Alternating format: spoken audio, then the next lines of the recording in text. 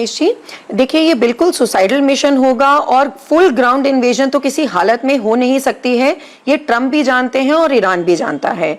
अब आती है बात कि क्या वो प्रिसिशन स्ट्राइक्स करेंगे। प्रिसिशन स्ट्राइक्स के लिए जैसे वो खर्ग आइलैंड की बात कर रहे हैं, अबू मूसा की बात कर रहे हैं, जो वहां पे क्योंकि उसका टेरेन ऐसा है कि जितने सारे छोटे छोटे आइलैंड्स हैं और जो स्ट्रेटेजिक आइलैंड्स हैं जहां से चाहे स्ट्रेट ऑफ हॉर्मुज की एंट्री होती है या खर्ग में उनका बहुत ज्यादा तेल का एक्सपोर्ट वहां से होता है, वहां पूरा इंफ्रा फॉर एक्सपोर्ट हब्स है, या जहां पर उनका तेल का बहुत ज्यादा तेल के कुएं हैं, तो अगर वो स्ट्रैटेजिक स्ट्राइक्स करते हैं तो मुझे लगता है ये बिल्कुल सुसाइडल मिशन होगा। और ये बात ट्रंप भी जानते हैं क्योंकि IRGC भी बिल्कुल प्रिपेयर्ड है इस चीज के लिए। वो मेरीन्स कह लीजिए या अपने जो शोल्डर माउंट उनके होते हैं, वो उस तरीके से they are fully prepared for how things will be अगर ग्राउंड इन्वेजन होती है तो। और ट्रंप भी इस बात को पूरी तरह समझ रहे हैं, लेकिन ट्रंप में वो सूझबूझ नहीं है, मैं कहूंगी जो पहले वाले, या एक जिसे कहते हैं कि डिसेंसी। देखिए एक हार एक्सेप्ट करने की भी डिसेंसी होती है। चाहे अगर हम वो क्यूबा की बात करें, जब फिडेल कैस्ट्रो के साथ हुआ था तो एग्जैक्टली सेम सिचुएशन आई थी।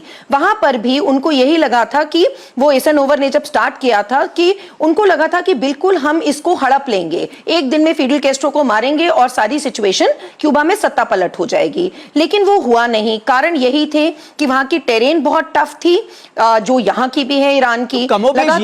लोकलाइट जो है वो फिडेल कैस्ट्रो के अगेंस्ट खड़े होंगे, लेकिन फिडेल कैस्ट्रो तो उनके बहुत चहेते निकले।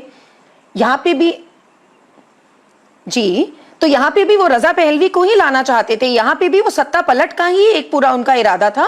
लेकिन रमेश वो तो शुरू में ही दिख गया कि वो नहीं हो सका, तो पहले ही हफ्ते में समझ आना शुरू हो गया। अभी ड्रोन्स की बात कर रहे थे, देखिए ड्रोन्स का तो सीधा सीधा ईरान ने ये दिखा दिया। दो उसमें बहुत बड़ी चीजें हैं कि नंबर 1, जब उनके फोर्ट मैकनेयर तक अगर उनके ड्रोन्स पहुंचते हैं तो अब वो शहीद ड्रोन्स हैं ईरान के बनाए हुए या चाइनीज टेक्नोलॉजी उनको लेंड हुई है, चाइना के ड्रोन्स हैं। ये बहुत बड़ी बात है कि दोनों ही सूरतों में अमेरिका के लिए वो बहुत ही एक खतरनाक सिचुएशन है अगर 2 बार ड्रोन साइटिंग हुई है फोर्ट मैकनेयर के ऊपर।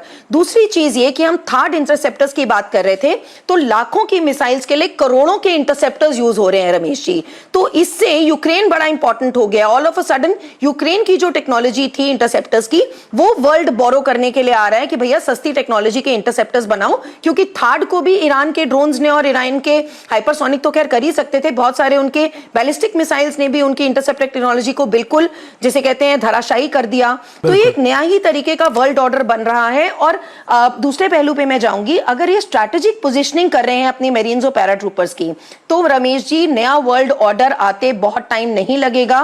विच स्ट्रेट अवे मींस कि ईरान को सैंक्शंस ईरान मानेगा नहीं, पूरा वर्ल्ड उससे तेल खरीदेगा तो या तो वो युआन में खरीदेगा या ईरान की अपनी जो करेंसी उसमें तो खैर नहीं होता दिख रहा, पेट्रो डॉलर कोलैप्स करेगा, पूरे वर्ल्ड में उसके भी टैक्स लगाने के लिए भी हरी झंडी दे दी है। तो ट्रंप ने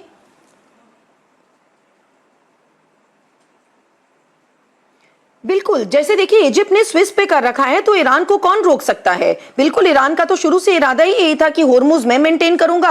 और आज अगर ये शुरू हुआ तो बाबल मंदेब के ऊपर कल को यमन ने किया, हाउतीज, ISIS और IRGC, इनके हाथ में आप वर्ल्ड का कंट्रोल दे रहे हैं। ट्रंप ने जो चीज शुरुआत करी है वो ट्रंप को तो ध्वस्त करेगा ही करेगा, अमेरिका के वर्चस्व को तो खत्म करेगा ही। पूरे वर्ल्ड के लिए उसमें बहुत ज्यादा एक डोमिनो इफेक्ट शुरू हो जाएगा। जनरल